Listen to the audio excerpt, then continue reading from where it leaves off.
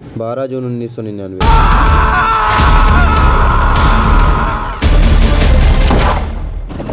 हिमाचल प्रदेश के एक छोटे से शहर पालमपुर में तिरंगे में लिपटा एक पार्थिव शरीर उतरता है। एक 22 साल के लड़के के पार्थिव शरीर पर उसका चेहरा इस हालत में नहीं कि खुद उसके माँ बाप से पहचान सके। पहचानता है उसका भाई छोटा सा, और वो भी एक आईब्रो से, जो कि सिर्फ चेहरे पर एक ही चीज़ बची। ये लड़का लड़ाई के मैदान में लड़ते हुए शहीद नहीं हुआ था, बस इस लड़के के पाकिस्तानी फौज ने जंग के दौरान जिंदा पकड़ा था। कसूर सिर्फ इतना कि वो अपने हिस्से के रूटीन पेट्रोलिंग पे गया था, और अगले 22 दिन पाकिस्तानी सेना ने इस लड़के के साथ जो किया वो जंगली जानवर भी नहीं करते।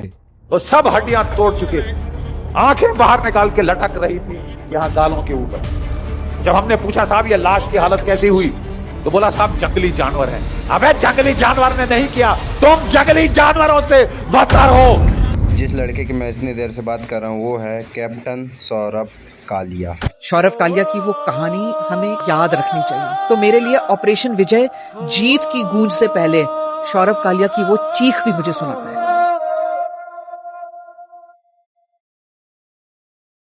ना कोई शिकवा ना कोई सवाल था, बस वतन के लिए एक वादा था।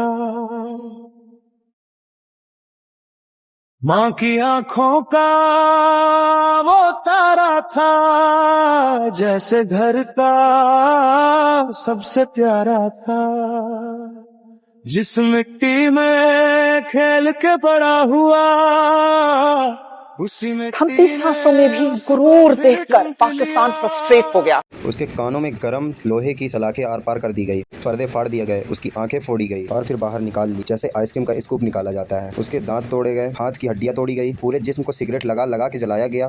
बॉडी एकदम छोटी हो गई थी क्योंकि सारी हड्डियां तोड़ दी गई थी। उसके प्राइवेट पार्ट काट दिए गए। और जब इतना करने के बाद भी उस लड़के ने अपने देश के एक भी राज नहीं उगले तो उसे गोली मार के शहीद कर दिया गया। मैं लौटूं या न लौटूं तुम संभाल लेना।